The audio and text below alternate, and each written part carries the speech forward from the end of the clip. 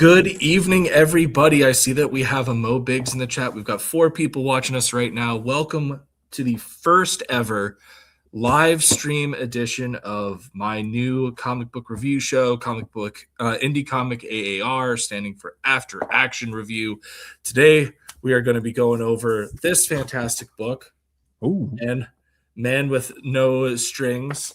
And I'm joined here by my friend and fellow comic creator, Phil Diaz of Zaid Comics. Phil, welcome to the show. Thanks for having me, dude. This is the first one. I'm honored to be a part of it.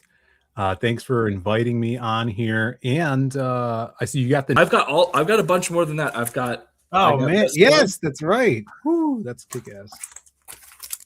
I've got this. I've got the blank one, and I've got the colored version of the main cover that's upstairs that nice. my fiance is working on here. So we have people joining us in the chat, so I guess we should probably start off by saying hi to them. We've got a Mo Biggs who is first in the chat. He says hail Ogden and hail Phil, I guess. So you know that's per the course. We've got Miranda Barca, the lovely fiance that is upstairs hanging out, enjoying herself. Oh, she's in the kitchen. Never mind, I'm wrong. She's literally just going, I'm right here. We've got Cosmortal Comics. What's up, man? I think that's Hail the Lore. How's it going, bud? Kick ass. We've got people saying hi to each other. Love to see this kind of positivity. We're getting 5 people in the chat. So as we have people coming in, I want to first kind of give a breakdown of what an AAR is. For those of you guys who've never heard the term before, I come from a military background. I served in the Army for 6 years as an infantryman. And while I didn't do anything particularly exciting during that time, I did get some really cool things out of it. And one of the best things that I got out of my time in service is the AAR, an after action report. And that is every single time that you conduct a mission in the military, at the end of it, you get together as a group, talk about how the mission went, you go over what you break it down into steps, like, what happened, who did what. And then at the very end, you sum it up with, 3 sustains and 3 improves for next time. And so I really liked this. This is something that I apply to my everyday life. And I thought that, this would be a really cool way to review indie comics. Because I feel like there is a lack of review channels out there. And I also feel like this is a good way where we can have people come together, get constructive feedback, and grow. Because at the end of the day, nobody's perfect at this. We all have rooms to grow. There are things that I find in my own stuff here where I'm like, oh man, I could have done this better. And I'm sure that Phil, you're the same way, where you're looking back at your books like, man, go back and fix X, Y, or Z. Because at the end of the day, we can always improve. The horizon is ahead, and we should never stop pushing to try and get there. Definitely. I love the structure of the show. Very unique. Put a new spin on things. And I think a lot of these review shows or just streaming in general could use a little more structure to it, Absolutely. And we've got some fun commentary going on in the chat. We got Mo Big saying, my grandma says, I don't care what the marriage certificate says. Ogden was a I love you too, Mo. Thanks so much. Don't worry, she's gunning for a Netflix job. We've got Dean James has joined us in the chat. Hail, Dean. Dean, what's up, man? And he goes, wait, what? You're telling me this isn't a pirate themed review show? Arr. No. I thought it was R. No. Constructive feedback. Gotta catch your title. Well, Mo, I apparently fail at that. Mo has been giving me shit for Errand of the Sable Knight for years. I'm thinking Dean's on the right path. Get an eye patch and call SMR. Yeah, That's fair. I'd rather be Smee than Captain Hook, to be fair. He kind of lived it up. All right. So with that being said, as I said, we're here to talk about Man with No Strings. So as that is the case, Phil, I'm going to pull up your website. We're going to take a look at the book. And why don't you start us with talking about what exactly is The Man with No Strings? So while I'm doing that, hit us up with the synopsis and what you're looking at, what you're looking at doing with this project. What are you hoping people to get out of this?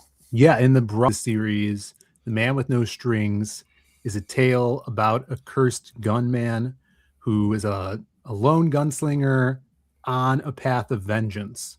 His soul is cursed to rot with everyone he kills down this path, and he's going to find out how far he's willing to go to get back what's been taken from him. It's going to be an ongoing series, and if you focus that down to this first issue, we meet him in a saloon when a father is panicking that his son has just been kidnapped from a gang, and this gunman is the only one that will help him. In fact, he knows who the criminals are, the evildoers that kidnapped his son, because he's running with them in his own past.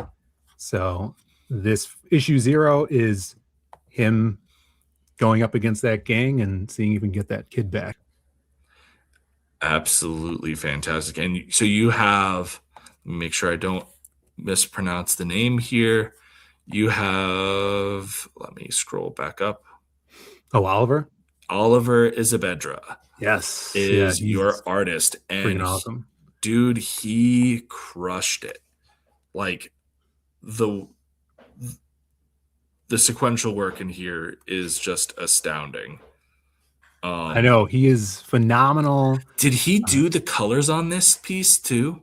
No. So this piece was colored by Marcos Martin. Okay. Freaking amazing. And it's I was funny about to say, it's fantastic. Like the color work on this is fantastic. And on this cover is so good. But yeah, so like just taking a look at this right here, as I said, Oliver Isabedra just does a fantastic job.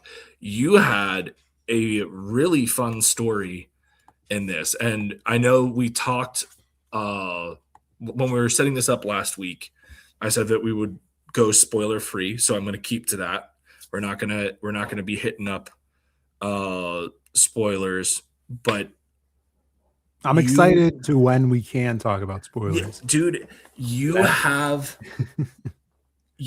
done this very clever thing where you have taken a classical literature character that is beloved by many people and smashed it together with the Western genre in a way that it's incredibly clever. And like, even so, I was writing my notes prior to coming in and doing the show on like on things, and like you have made this a spaghetti western in so many ways, even down to like you have dialogue where it goes back and forth between being like your classic western stuff and them speaking Italian, and it's pertinent to the story. I won't give anything else than that, but like it literally becomes this just beautiful love letter to the genre, and I think that you did a really good job with that. Thank you so much. Yeah, I'm a huge fan of spaghetti westerns specifically, and grew up on them. Kind of like, my father passing that passion down to me, and during my childhood, and always wanted to do a story because they're so visceral and gut-wrenching a lot of the times, and that's what I was trying to go for in this series. We're definitely going to have a lot of poignant moments throughout the series because I wanted the big moment that drives him down the path of revenge to be unbearable for the character. And so we're building up to that, right? There's throughout the series, there's going to be flashbacks to his childhood, and we will see characters from his past, the modern timeline of the series as well. So I'm having a blast writing this. Oliver, like you said, is killing this stuff, Dude, and it's very good. he just turned in a new cover today, this morning, for issue 2, the retro cover. So I can't wait to show that stuff off. So, quick question for you. Um, are people still able to purchase the book on the website? Because obviously, when it comes down to crowdfunding, in the past, people would be using Indiegogo or Kickstarter, and there are campaign windows. So Mhm. some people might be like, "Oh man, I can't believe I missed out on this."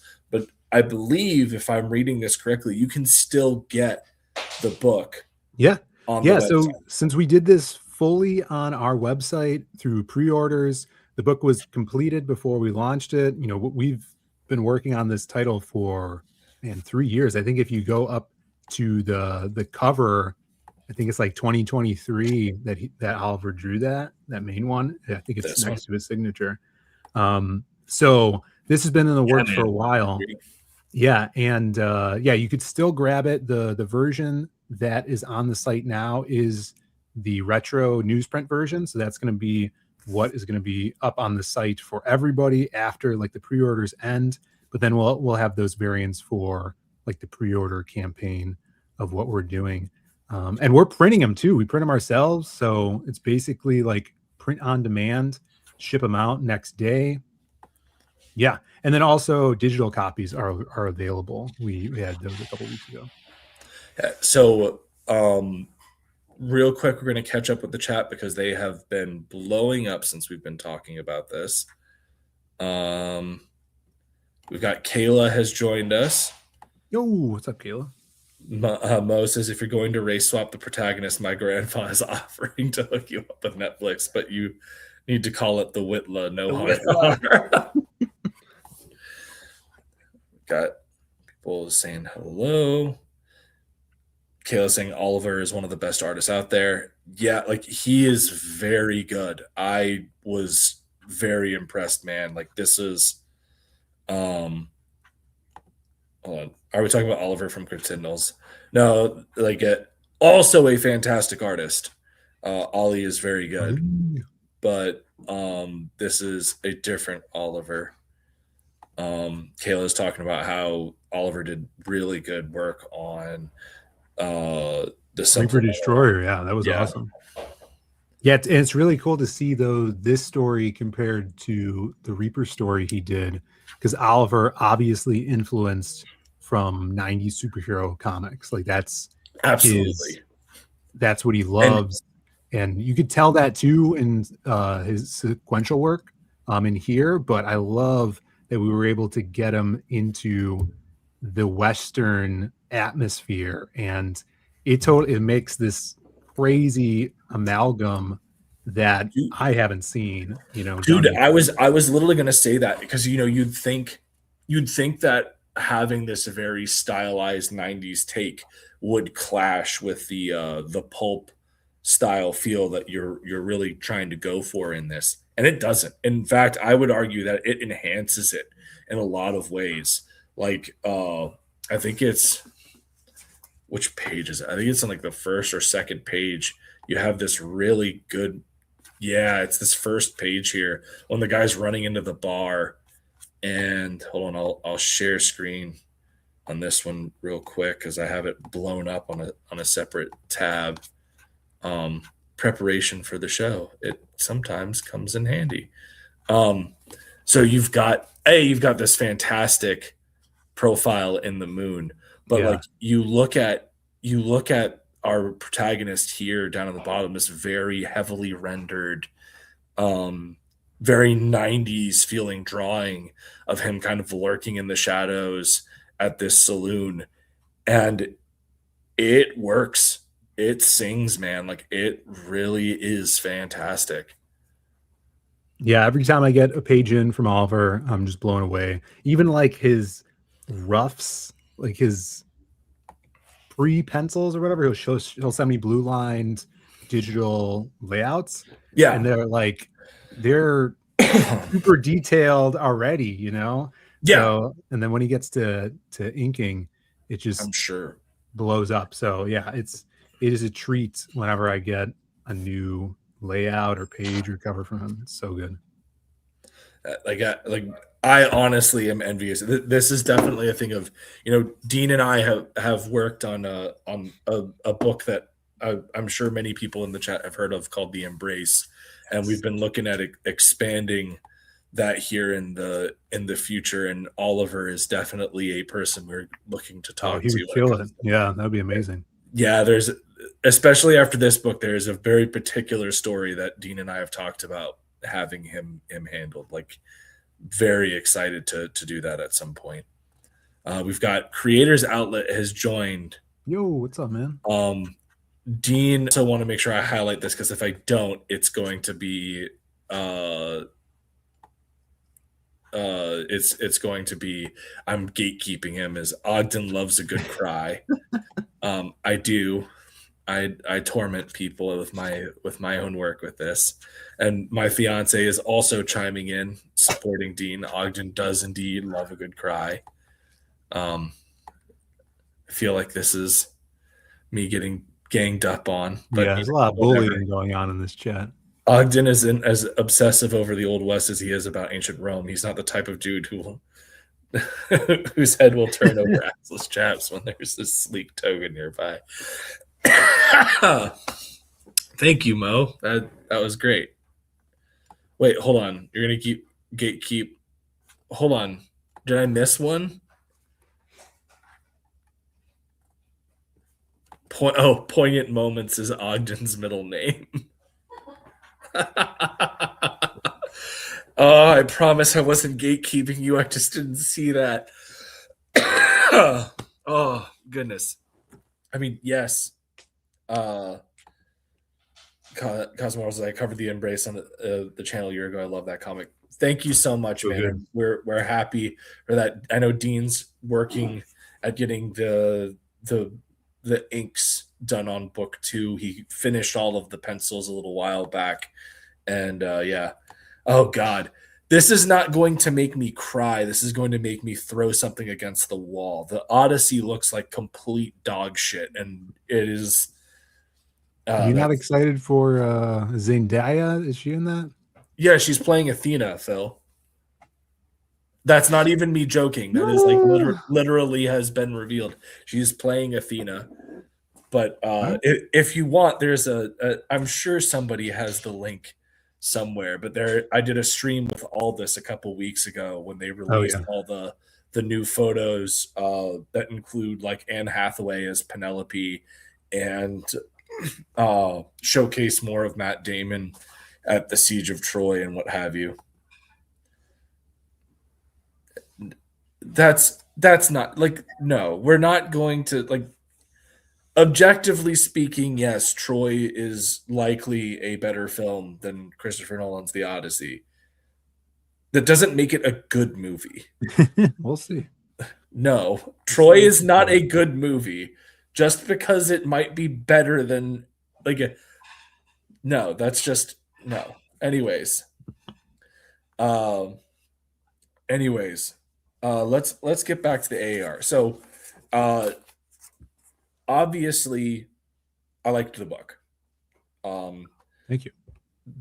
This is where we get to the point where we're going to talk about 3 improves, 3 sustains. So we're going to start off with 3 sustains because I feel like, we've been talking about everything that's been going well. So I want to kind of go through my sustains. Obviously, art by Oliver Azavedra is amazing.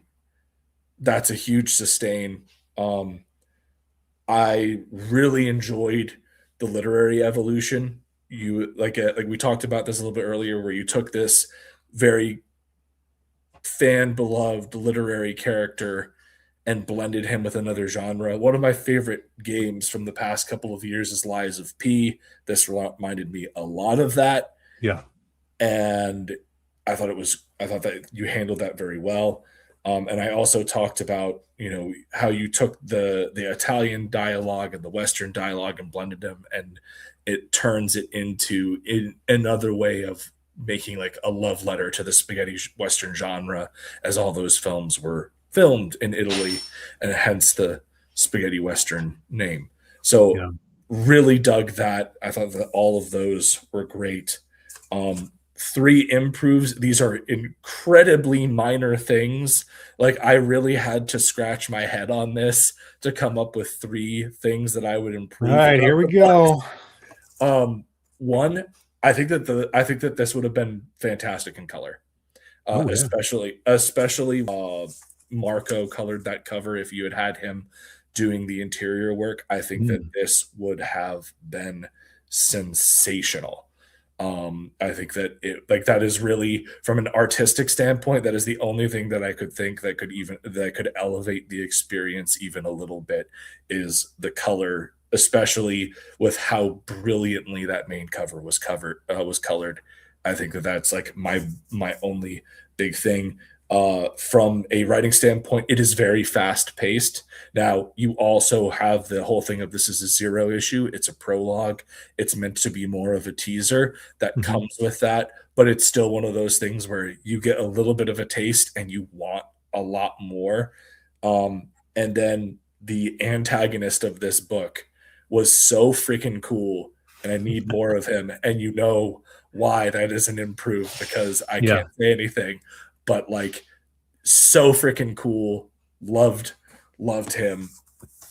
that's Um, awesome. and those are my 3 improves and 3 sustains. So what I do want to do is, this is coming from the consumer side, and I think that, we'll take uh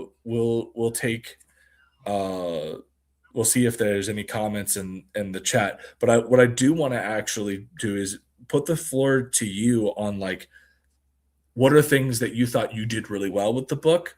What are some things that you feel like you could improve on as a creator? And that can be anything from production to really anything in the scope of making this specific title. If there are any things that you feel like you could have handled better and that you are trying to do even better as you do more issues. Yeah. To think about that. Could I comment on your ones? Yes, of course. All right, cool. Because it's funny you're saying, obviously it's a 0 issue and the length it is short. Yes. 'Cause it's a short story and is an intro to the series. Um, it actually started off even shorter. It was like a 6-page I would have uh been so mad. intro. Yeah, I would sure. have been livid. It was originally conceived as a 6-page short, and in fact, I mean, I don't know if you saw Kenneth Rocafort did that crazy sketch cover um, today and posted it, which was mind blowing. He was one of the first guys I sent the script to, and he dug it and was like always like super encouraging of me to follow this series and develop it. And I'm so glad I did. So yeah, it over the years, I started adding pages to it and kind of making it chunkier and a little more lengthy. As for color, I definitely want to get this colored when we get to like the ending of a story arc and we could collect it. So I would love to crowdfund a, volume 1 colored and then have a black and white volume 1. This, not having it colored is definitely helped us get it out quicker and be able to make more profit off of it right now so we could start, putting out more issues quicker. Um, for sure. As for like stuff that I would wish I would have improved on, um, now we're doing like this is the first book where we're doing everything. We're doing the printing as well. Oh, I So did not know that. That's yeah. actually really cool. So a lot of those like kind of like hiccups came in that area because we've never done that ourselves before. So like adjusting the K values, Bancroft talks about that all the time. And because this is a black and white book, so we went back to print a couple times because we ran out of books or we ran out of paper. So those were little hiccups. But now, like all of that is like learning experiences. Also, I think a improve area would be when we Oliver and I were first working on this, the intention was to have the interior pages colored. So I think some of those early works, or sorry, early pages, I should say, were had Oliver drew them with the intention of them being colored. So I think maybe if he knew it was going to be black and white from the start going into these single issues, um, maybe like specifically on when the main villain Ragnatelli appears and you see his design, perhaps the line work could get lost in it because there's a lot of detail in the back, you know? So I think color would help it separate that, but they're also phenomenal pages, you know, like I'm fine with it either way. But if I had to pick something, you know, with the intent of publishing it in black and white first, he probably would have put a little less detail in the backgrounds and stuff. And that's a thing going forward that because he is so detail oriented, we're kind of working on being like, oh, maybe you don't have to do a background in this panel, you know, it'll pick up the pace on things. You already have an establishing shot in panel one. Now you could really focus on the emotion of these characters' faces, maybe the action here. And going forward, I want to stay ahead of schedule on this so we could, you know, build a fan base and a readership and hold them throughout this series. That's the So big challenge as an indie yeah, person is keeping up with production timeline, because we all have jobs that we're all doing. This isn't yeah. our only deal, and that is the tough one. And that's going to be the way that that if you're going to stay in it, that's a way that you need to figure out how to grow. I think those are really good. I did not know that this was your first time that you guys were printing the books. That's outstanding, and the quality is great. You guys did a phenomenal job. So that's really cool, man. So we're gonna catch up with the chat here real quick. So let's scroll back up because I think we got some more people joining us. Mo is saying, did he just say that his favorite game is Lies of P? I said, no, one of my favorite recent games that I have played is called The Lies of P. It is a like Soulsborne type thing. Yeah, I never played it. I've seen some gameplay of it, and it's very good. And I mean, you could go back and see the first time, the date on my first script and how it was before Lies of P. So.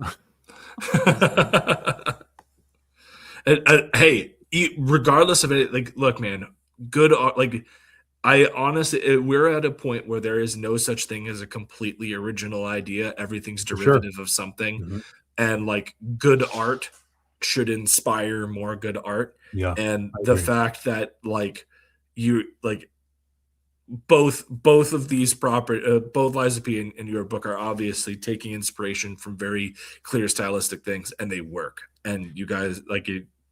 It's so funny when I moved into this apartment and got this new computer.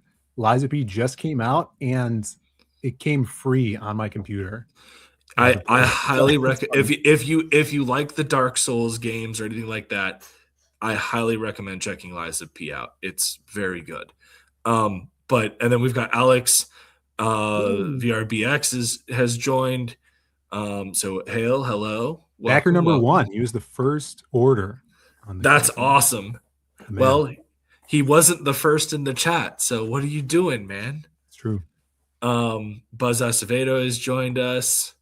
So bad one. Ogden's ego is legendary. I hope Mo has been keeping him in check. I don't know about that. I don't think my ego is particularly massive at all. I like my stories like I met like my men short. This is Bika. Well, this one's short. His issue. Ogden's shirt appears to say average height. Is this a Napoleon coat? It is literally a Napoleon t-shirt. So it is from Oversimplified, average height for the time with Napoleon on it. It is one of my favorite shirts of all time. I adore it.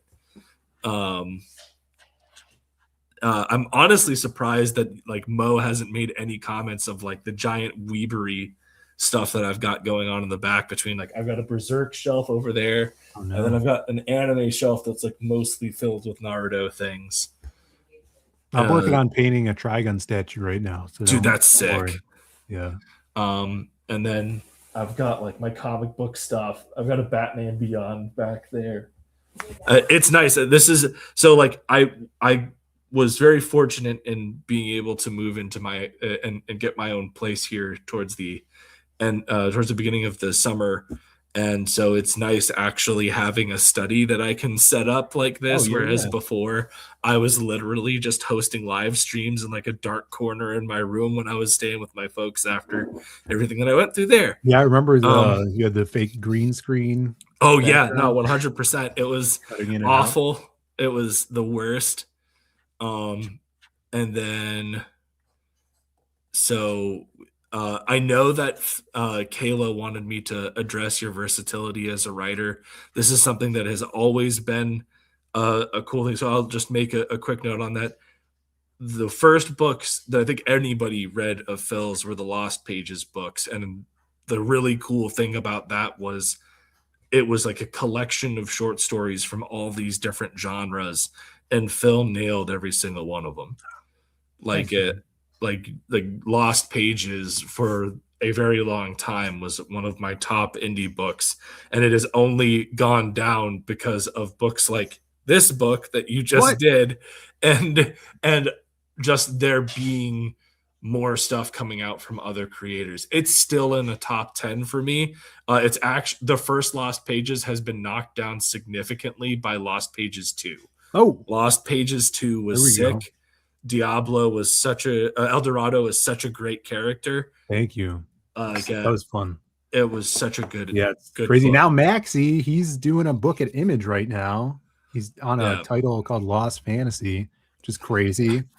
He was our silhouette Mo Biggs is saying it like it didn't Magic Cop predate Lost Pages? Is no, like yes, Magic Cop just predated the first Lost Magic Cop predated it, but I feel like Lost Pages was where I got to know you. We were doing campaign, like you were doing. Well, yeah, I mean, Lost Pages around the time that I was doing the Embrace. Lost I think Pages 1 had hundreds of more backers than Magic Cop 1. You know, so it's really where we came into our stride. But well, so the entire point of these things is it's an AAR, so they're meant to be a bit short. So what we're gonna do real quick is we're doing a last check-in here with the chat. Every corner of his room is dark due to his reputation to lamplight. Yeah. Oh, goodness. All right. Thanks, Mo. We missed you, buddy. It was both a fever dream and it had words. It's true. Yeah, we're working on number 3 right now. That's awesome. Magic Cop 3 and Lost Pages 4 is in the works. So a lot going on. As we showcased earlier, you can get The Man with No Pages on the Zaid Comics website. We're going to share the page again real quick. I'm just going to pull and it's only $10. It's dude, very affordable. Yeah. Very affordable, very, very accessible, and it's already done, so it'll get to you real quick. I certainly loved the book, which leads us to our last bit of business here, is the fire superiority rating. So in the infantry, our combat doctrine states that in order to successfully engage with an enemy, it is recommended that you have 3-to-1 fire superiority. So the way that we're breaking down these reviews is we're not doing a rating system out of 10. We're basing this off of a fire superiority ratio. So it's 3-to-1 fire superiority, 2-to-1 fire superiority, 1-to-1 fire superiority, and below. And so effectively, if you're 3-to-1 fire superiority, your book passes muster. If you're 2-to-1, you're close, but you're not quite there. If you're 1-to-1 or below, failure. You got bushwhacked. You're going to the brig.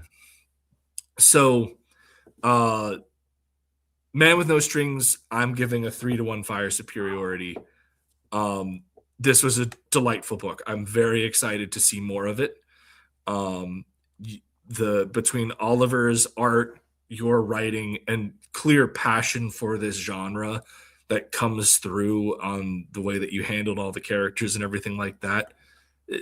This is this this has earned that. And you know, I have made it pretty much my whole thing where I don't really talk about other people's books online much. Uh because there are a lot of people that have kind of we'll say fragile egos in indie comics, that they can't take that. So like I just don't really talk about other people's books. But this is one that I'm very comfortable endorsing. Um, Absolutely give this a check out if you have not already. Um, it's got it's the first indie comic AAR that's got the 3-1 fire superiority. Um, so we appreciate you guys coming to hang out with us. Yeah, thank you so much, dude. One last thing. Right now, I am running a GoFundMe. I'm going to share the screen real quick. As I stated, we moved into our own place here at the end of the summer, and life kind of threw a whole bunch of things at us at once, and we're at a point where we need a little help.